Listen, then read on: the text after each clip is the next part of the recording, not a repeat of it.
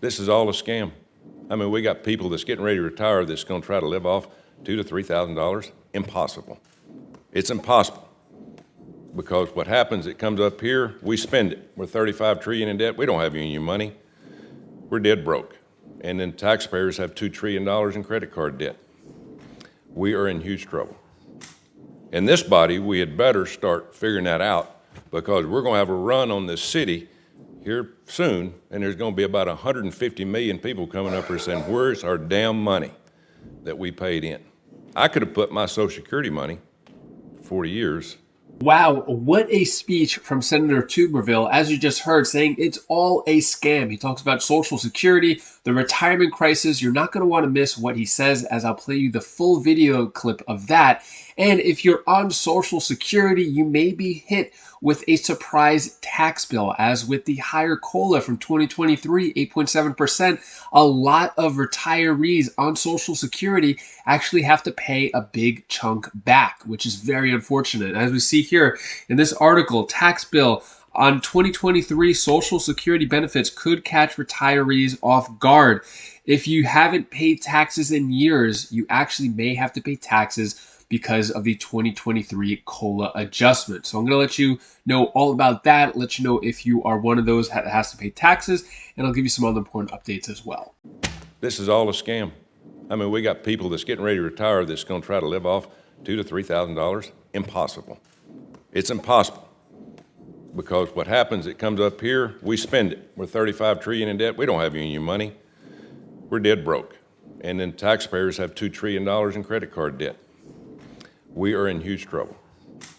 In this body, we had better start figuring that out, because we're going to have a run on this city here soon, and there's going to be about 150 million people coming up here saying, where's our damn money that we paid in? I could have put my Social Security money 40 years in tax in the market and probably be worth 8 to 10 million today. But the federal government wasted it. So I'll get off my horse there. But it's good that we have this, because we got, I get a little pension check from education. I was part of a union. It's not going to help people. People are going to have to continue to work longer and longer. Am I right, Ms. Gender? Can you say something about Social Security and it being taxed for some reason? We're taxing people for the second time on Social Security that they put into an account. Yeah, and I'd like to point out when Social Security was first founded, those who established it, it was started out as a 2% tax, and they said this will never take more than 6% of your income. Today it takes 12.4%, and depending on whether you go with CBO or Social Security trustees, it needs to take between 15.8 and 17.5%. So we're talking about thousands of dollars more per year. It also was actually only originally recommended that the tax be up to $66,000, equivalent in today's dollars of earnings.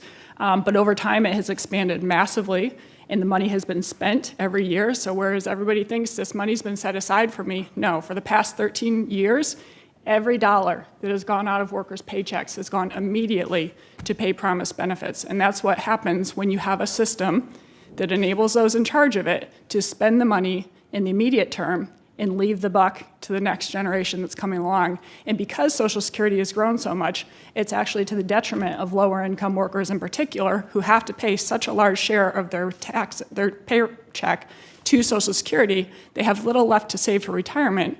And then lower income and African American workers have the lowest life expectancies.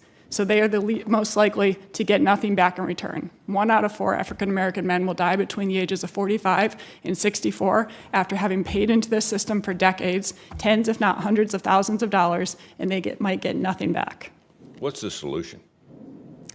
I think we ultimately have to shift towards a universal benefit system. That's what true social insurance is. It does not make sense that we are paying the biggest benefits to the highest income earners. So gradually over time, I think we need to bend down the benefits for the middle and upper income earners, actually increase them for the lower income earners, look at things like indexing retirement age to life expectancy, more accurate inflation index, and I think that workers need an option to have their money in something that actually earns a positive rate of return and that can't just immediately be spent by Congress.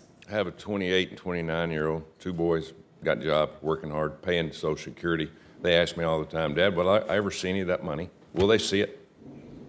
I think they will see some of it. That's the exact same thing I hear whenever I ask a group of younger workers, and none of them raises their hand. So I think that there will be something there, but it's not going to be what has been promised. Mr. Stevens, you got anything to add to that? Thank you, Senator. What I would add is when we talk about Social Security or we talk about pensions, the two things that they both have in common is that guaranteed income. You know what you're going to get, generally speaking, at the end of it. What I reference in terms of protected retirement, we have developed now solutions that get at both of those in a very efficient way, and they also address the issue around market volatility because we have step-ups and lock-ins, and it's a very efficient way to deliver that to millions of Americans that we've been talking, and that's all because of what you all did around Secure Act 1.0 and 2.0. They have put us in a position to do that, and that's why I'm really encouraging us to have every 401k plan, 457 plan, 403b plan at least one of those solutions so that the American workers can choose. If they want to know what they're going to get in retirement, we can deliver that for them. Young people of all ages ask me, why can't we put our money in our own 401k instead of put it in Social Security? Is there an answer to that?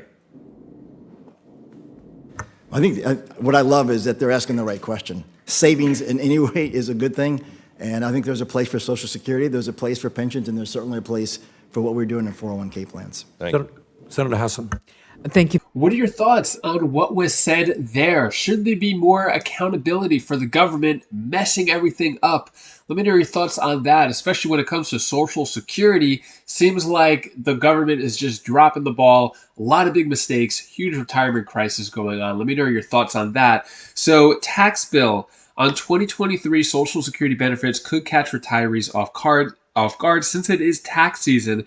Many retirees' budgets may take a hit for the first time this tax season. A federal income tax bill on a portion of their Social Security benefits. So Social Security recipients received a high cost of living adjustment of 8.7% in 2023, an average of $140 more per month, the largest hike in more than 40 years. That boost might just push them over the income threshold that makes their benefits taxable.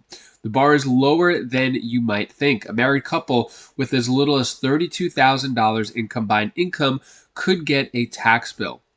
We expect more beneficiaries to become liable for federal income taxes on their Social Security benefits for the first time in the upcoming 2024 tax season. Excuse me. And that could catch them off guard. As you can see with the COLA here, we had a 8.7%, this big one right here, and now it's at a measly 3.2%. Then if we look here, an unexpected tax bill would be another setback for seniors who grapple with making ends meet. Even though inflation is significantly below its peak of 9.1% in June 2022, the highest level in 4 decades, high costs continue to chip away at retirees' budgets. In December, the CPI increased more than expected, and it went up 0.3% over last month and 3.4% over the prior year. Among items on the rise, rent, utility, gasoline, and car insurance, all pretty much essentials for any senior citizen. In a recent Senior Citizens League survey, more than 2/3 of older adults said their monthly budget for essentials items such as housing, food, and prescription drugs is 10% higher than 1 year ago. So it just eats away at that COLA adjustment. And then pile on higher costs for Medicare this year. The standard monthly Part B rose from $164.90 to $174.70. The annual deductible for all Medicare Part B beneficiaries is $240 in 2024, an increase of $14 from 2023. So when it comes to the rule for Social Security and taxes, basically, if you file a federal tax return as an individual and your combined income from all sources, including your Social Security benefit, is between $25,000 and $34,000, you may have to pay income tax on up to 50% of your benefits. If your income exceeds $34,000, up to $85,000 of your benefits may be taxable. And then for joint filers, if your income is between $32,000 and $44,000, you may have to pay income tax up to 50% of your benefits. And if it's more than $44,000, up to 85% of benefits may be taxable.